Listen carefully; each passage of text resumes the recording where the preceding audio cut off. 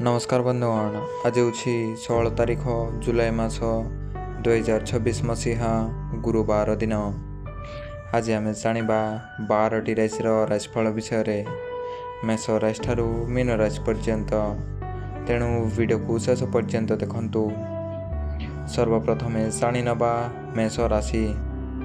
आज गुरुचांद्री जोगु प्रभाव बंधु मिलन सांग को कर्म मुखर रहिबे। पारिवारिक सद्भाव मध्य हस खुशीर मजा उठाई पारती। सभा समिति नृत्य संगीत सेवा कार्य जोग दे पारती। शिल्प वाणिज्य व्यवसाय और परिवहन में संतोषजनक फल पाइबे। किंतु संतान हेतुक कौनसी समस्यारू चिंतित रही पारती। हेबे जाणी नवा वृष राशि। बंधुंक ठारू पूर्व प्रतिश्रुति अनुजाई आर्थिक साहाय्य पाई खुशी हेबे। गुरुजनक निकटरू उत्साह और प्रेरणा पाई दुसाध्य कार्य साधन करि पारंती। उपरिस्तंक आदेश कर्मक्षेत्र में गुरुत्वपूर्ण निष्पत्ति नेबाकू पड़ी पारे। गठनमूलक कार्य गति मंतर हेबा सांगकू घरोई कलह को नहीं अशांति लगी रहिबो। हेबे जाणी नवा मिथुन राशि। बुधादित्य जोग प्रभाव विशिष्ट व्यक्ति मानक सानिध्य रे अधिकांश समय कटाइबे। साहित्य क्रीड़ा नृत्य संगीत आदि क्षेत्र में सुनाम अर्जन करि पारंती। यात्रा काल रे यानवाहन चालना रे सतर्कता अवलंबन करिबा भल हेबो। तरबरिया भावे कौनसी काम करंतु नहीं जहाँकि अनर्थर कारण होई पारे। हेबे जाणी नवा कर्कट राशि। अनुकूल ग्रह प्रभाव आज दिनटी स्मरणीय रहिबो। उच्च वर्गंक साहाय्य रे कार्यसिद्धि घटिबा सह आनुष्ठानिक कार्य रे जोग देई खुशी रहिबे। क्रॉनिक रोग ऋण परिशोध एवं आत्मीयक शत्रुता कारणरू मानसिक अस्थिरता सृष्टि होई पारे। पारिवारिक समस्या को समाधान करने सकाशे चेष्टित होई पारंती। हेबे जाणी नवा सिंह राशि। आज इच्छा नथिले मध्य संपर्कियों सकाशे व्यय करने को बाध्य हेबे। अत्यावश्यक जिनिस अभावरू पारिवारिक स्तर में संकटर सम्मुखीन हेबे। कर्मक्षेत्र में उच्च वर्गर व्यक्ति द्वारा सहयोग पाइबे। केतुंक प्रभाव मानसिक अशांति सत्वे वाणिज्य और परिवहन रे मध्यम फल मिलिबो। हेबे जाणी नवा कन्या राशि। कर्मक्षेत्र में कार्य दक्षता हेतु उच्च स्तर में प्रशंसित हेबे। किंतु विरक्ति बोध जनित बाक असंजमता जोगु सुसंपर्क व्याहत होई पारे। पारिवारिक क्षेत्र में परिस्थिति प्रति गुरुत्व देई काम करिबा भल हेबो। सामाजिक स्तर में जैसा को तैसा नीति रे काम करी समालोचित होई पारंती। हेबे जाणी नवा तुला राशि। शुक्र सह केतुंक संजोगरू पारिवारिक जीवन रे व्यतिक्रम देखा देबो। सहकर्मी सहयोग रे व्यवसाय रे अभूतपूर्व सफलता हासिल करिबे।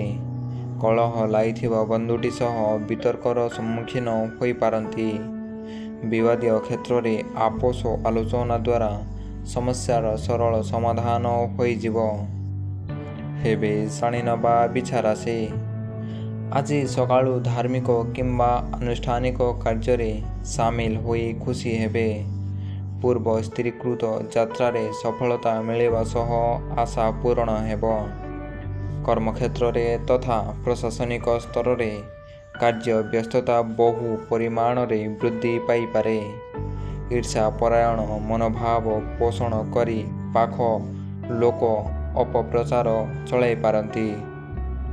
हेबे जाणी नवा धनु राशि।